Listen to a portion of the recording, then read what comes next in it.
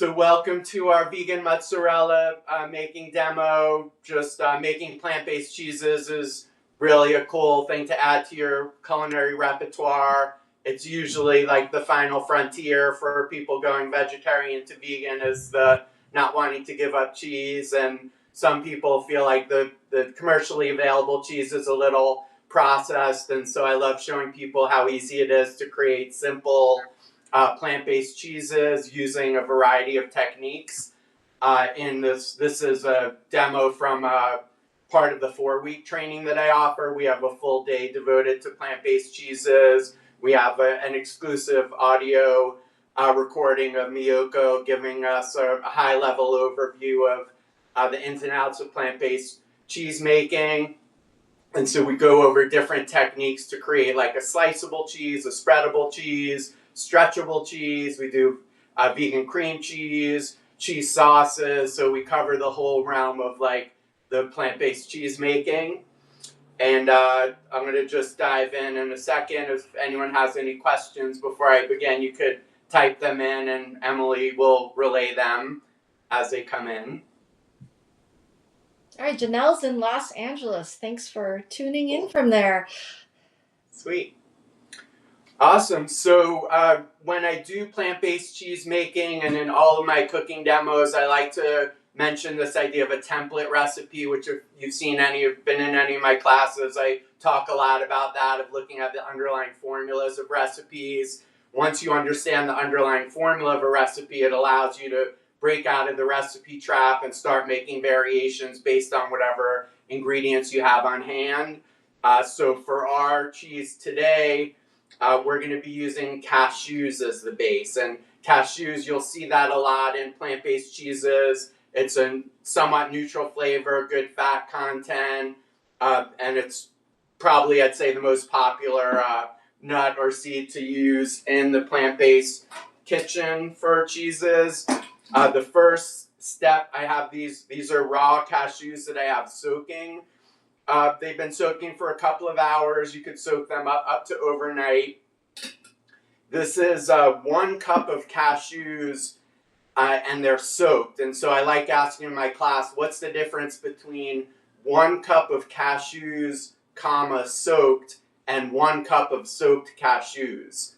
So it's an ancient koan for people to contemplate. But basically what it is for 1 cup of cashews, soaked, you're taking a cup, you're measuring it, you're soaking it, and then you're using that full quantity. You're not then going in and just measuring out a cup of those soaked cashews. So if it said 1 cup of soaked cashews, I would just go to my big bowl of soaked cashews and measure out a cup. But we're going to use a full amount. It expands like 25% or so. So it's going to be more than a cup, depending how long you soak it. So first step is just to drain it. And then in the specifically raw food preparation, you see a lot of soaking and draining. You always want to discard the soak water. And the elevator pitch answer of why we soak nuts and seeds in the plant-based kitchen is twofold. So a lot of the ingredients and techniques, they have both a nutritional component and also a culinary component. So nutritionally, you're going to make, the short answer is more nutrients become available and it's easier to digest. So that's the nutritional reason. The culinary reason is it gives more of a creamy texture when you soak them, a creamier consistency. Okay. And that's going to be key to this recipe, is you really want to make sure there's no little chunks of cashews as we blend it. Okay. So I have my soaked cashews here. This is now going to go in the blender here. A Vitamix blender is what I like to use. Here I have some unsweetened plant-based yogurt. This is like a cashew coconut mix, but you could use any unsweetened plant-based yogurt that you like. That's going to go in the blender here. And so part of the plant-based cheese making is we're also getting this probiotic benefit. So by having the yogurt in there, we're getting the benefits of adding probiotics into our diet, which helps build the microbiome, which is many consider one of the most important foundations of health. So it's always good to include that. Now, in plant-based cheese making, there's certain techniques that we can do to create this fermented, cultured base, which will give you those probiotics. There's an overnight method that I like to use. There's the Rejuvelac method, which is cultured wheat berries. We do that in the class. There's also the acidophilus technique of using an acidophilus capsule. Those techniques actually create this friendly probiotic activity. Aside from that, there are some ingredients that we can use to give us this cheesy flavor. And so, can anyone guess what might be one of those main ingredients that we use to give a cheesy flavor to our plant-based cheeses? If you guys want to put it in the chat, we can see if anybody has Well, the right answer. I'm giving the answer. Jeff's So got it's a nutritional yeast, and so it's in some circles this is called hippie dust. It's one of the main ingredients in a plant-based pantry. I travel internationally with this. This also has a nutritional component and the culinary component. So in this whole foods plant-based lifestyle, we want to try to maximize the nutrition of our dishes as well as hit on the flavor. So nutritionally, we're getting protein and B vitamins and also B12 if it's fortified.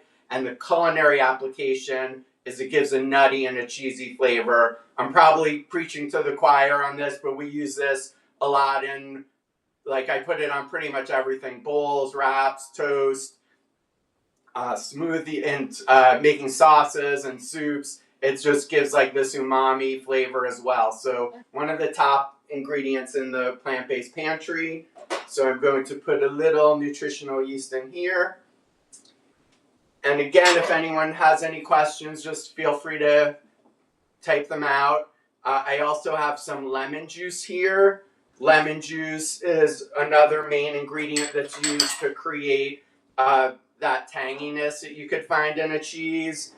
Sure. Here I have salt, garlic powder, and onion powder. This just gives a touch of a savory profile, flavor profile to the cheese. And then here I have a little extra water, depending on the strength of your blender and how long you soak the cashews. You may want to add a touch more water there. So I'll add that in there. And then the next step is to blend. But before I blend, any questions on that? Not on that, but someone is curious about where they can find recipes for your cheeses. That's a wonderful question. So I have several cookbooks out. You could go to veganfusion.com or chefmarkreinfeld.com. If you go to Amazon and search for Mark Reinfeld, you'll see several of my cookbooks up there. Okay. You could also take one of my courses, and then you get in this 4-week course, there's a full day just devoted to plant-based cheeses. So we do the vegan mozzarella, we do a cream cheese, we do smoked cheddar with using agar, which gives you a sliceable cheese, which I actually use in this cheese mold. That if you get serious about cheese making, you could pour certain cheeses into this mold, and then it pops out, and then it has like the holes that like the Swiss cheese kind of holes in there. So there's a lot of gadgets that you can use if you want to get serious about plant-based cheeses. The one ingredient that I have left that I'm not going to use right now is tapioca flour or starch, and that's what's going to give this mozzarella this stretchable consistency. But first thing I'm going to do is blend this. So Mark, we have one question. Somebody would like to know, could they use cider vinegar instead of lemon? Yes, you can use a little cider vinegar instead of lemon. I would use, this recipe calls for 2 tablespoons of lemon juice, so I would just use a touch of the vinegar, maybe a teaspoon or something, or it would be overpowering, but you could definitely do that. Sure. It gives you a little acidity and tang. So I'm going to start the blending process here, and I'll show you a technique that I do.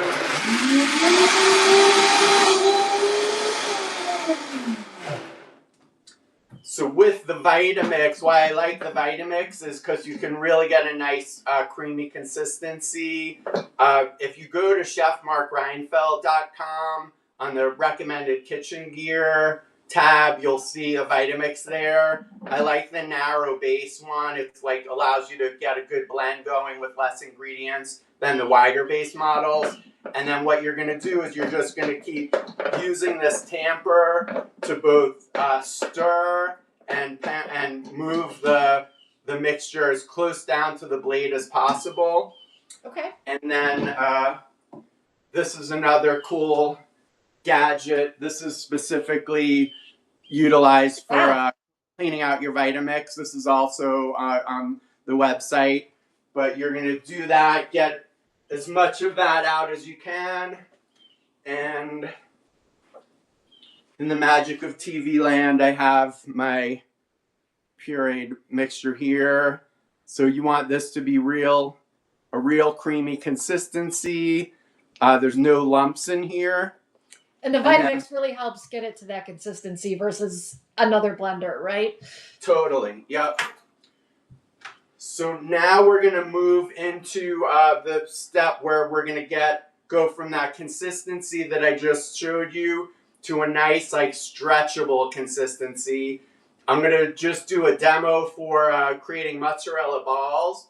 You can also make mozzarella sticks with this technique. Nice. But I'll show you the mozzarella balls and then a caprese salad. Okay. So I'm going to turn my burner on here.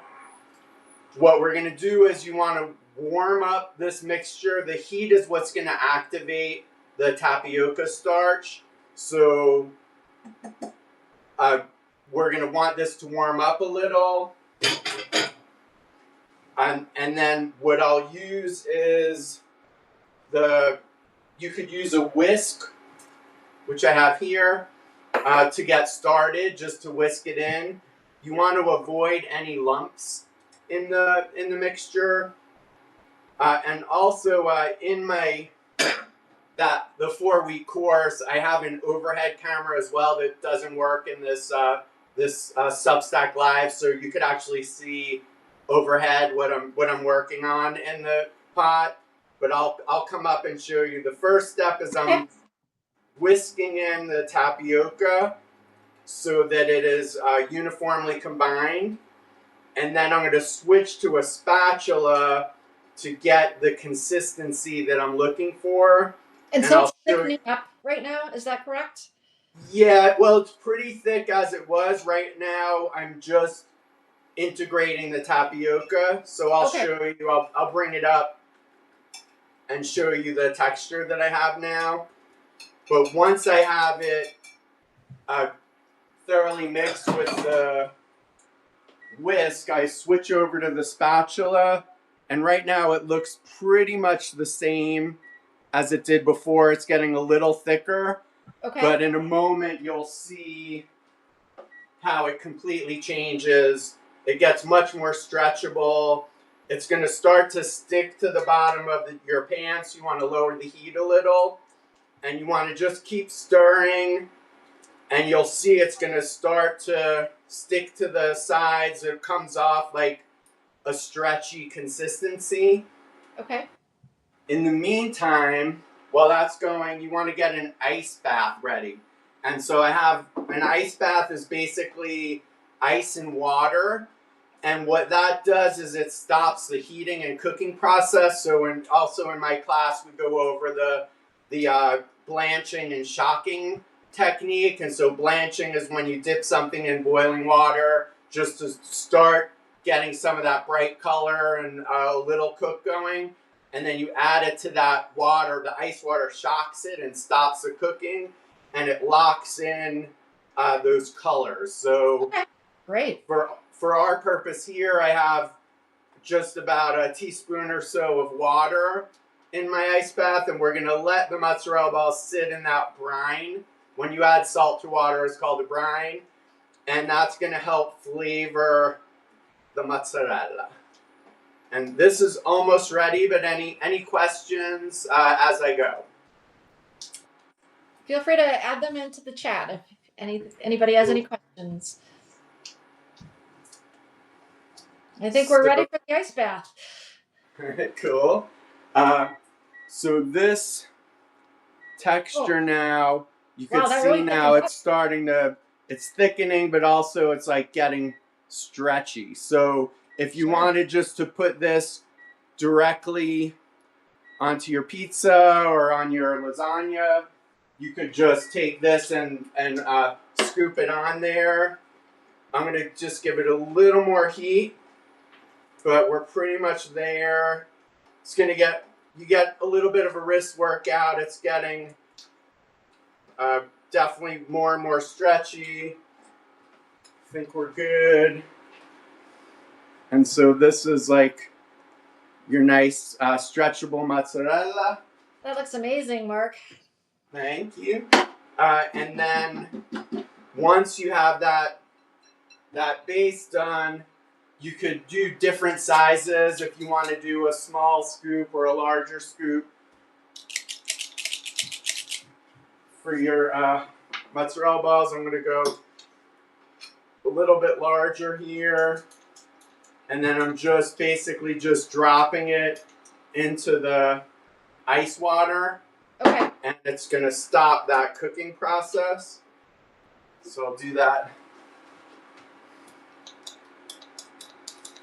How long do you normally leave those in the water for?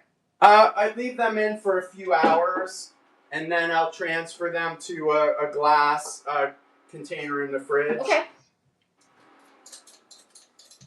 So I'll just put one more in there, and we'll let those cool. Actually, since I'm out, I'll just finish. So again, you could do smaller mozzarella balls or larger ones. I'm going to do the larger ones with this last one will be a little smaller. You mentioned putting this on a pizza. Does it, when it heats up, does it melt like people are used to cheese melting? Yeah, it has that texture of like a melted cheese on it. Okay. So we'll put that there.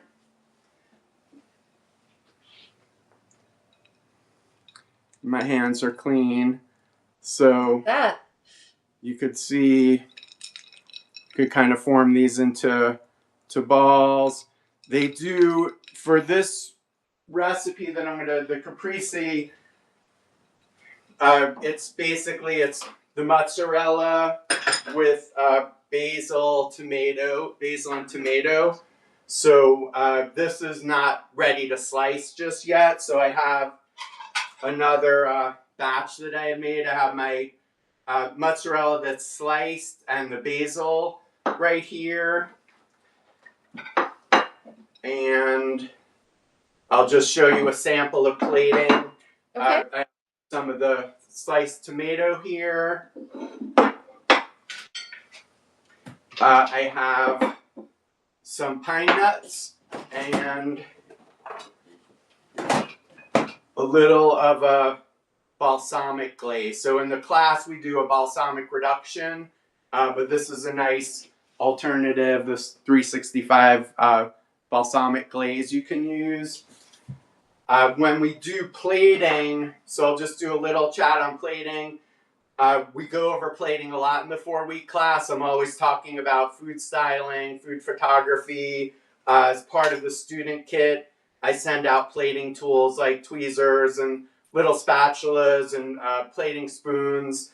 So when you're doing plating, one of the things that you want to consider is like white space. So you definitely want to utilize a lot of white space.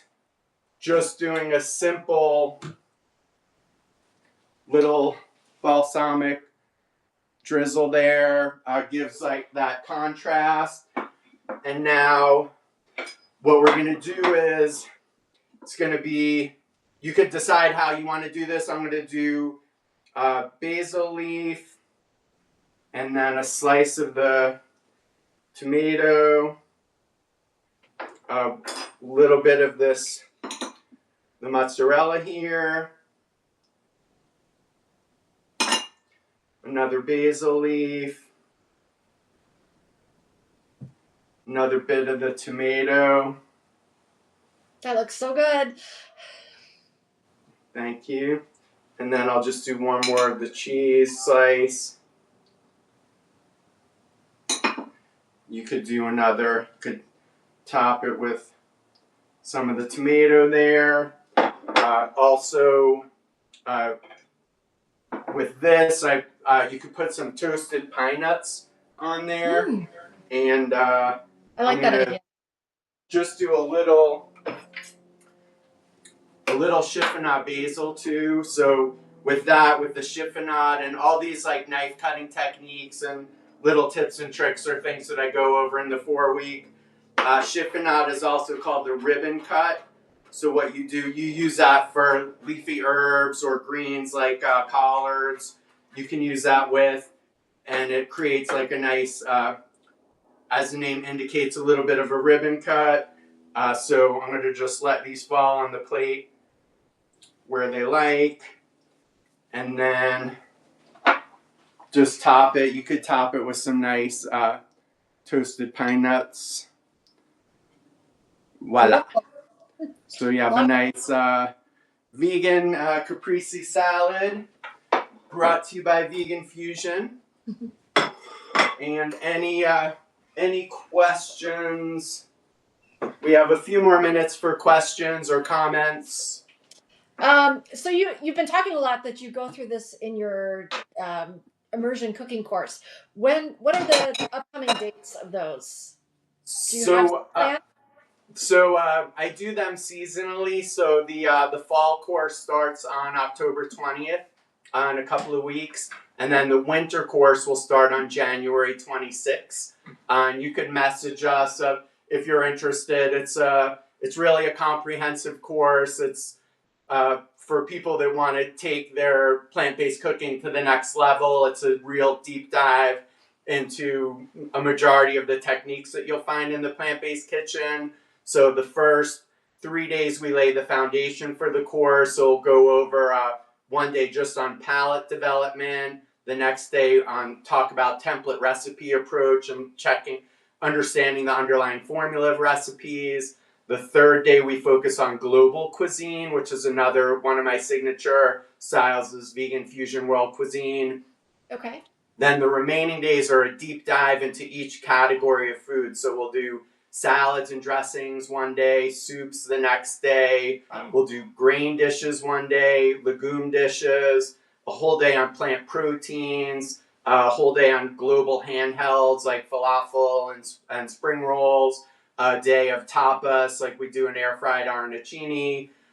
We do vegan pigs in blankets, so that's the handheld, the tapas. Then we have a day for entrees and casseroles, a day for sauces. We have a day just for brunch and beverages, a dessert day, and then I have an expert bread baker who does a bread baking day. And then the last week, we actually do our plant-based cheese making for the whole day. We have a pasta making day with our expert bread baker. And then the last 3 days are raw food techniques. So we do pickling and fermenting and sprouting, using the dehydrator. So it's very comprehensive. And my wife, Ashley, is a plant-based naturopathic doctor, and she does 4 food as medicine modules for the course, once a week for about an hour, just to give people a basic understanding of plant-based nutrition, food as medicine, kitchen medicine.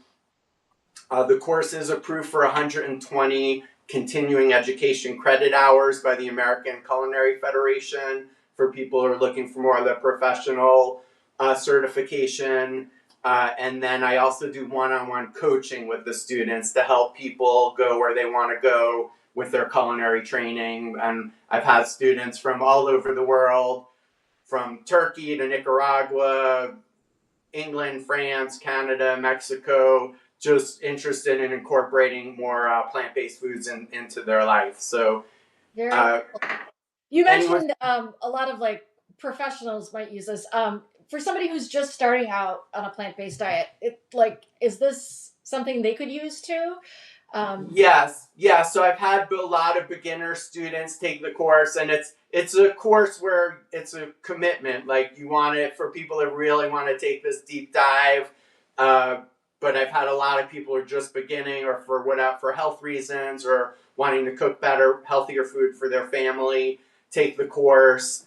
And there's information on our website. And again, you could message us if you're interested for more details. But this is just a little snippet of what I do in the course, where everyone's in their own kitchen. You have the ingredients beforehand. We're all making the recipes together, holding up the foods to see the textures, and it's very interactive and real good vibes with people from all, sometimes all over the world in the class. Sure. Sounds great. Cool. Does anyone have any last questions? We've got 22 people watching. This is great. Cool. Thanks Sweet. everybody for joining us. Yeah, thank you for showing up, and we'll do another live soon. We if you're subscribed to our Substack, we'll usually give you at least a day's heads up before we do these. But I appreciate you taking the time to join us in our kitchen, and I'll look forward to seeing you soon. And thank you so much, Emily, for participating. Anytime. Thanks for sharing your knowledge, Mark. Thank you. Take care. All right. Have a great day.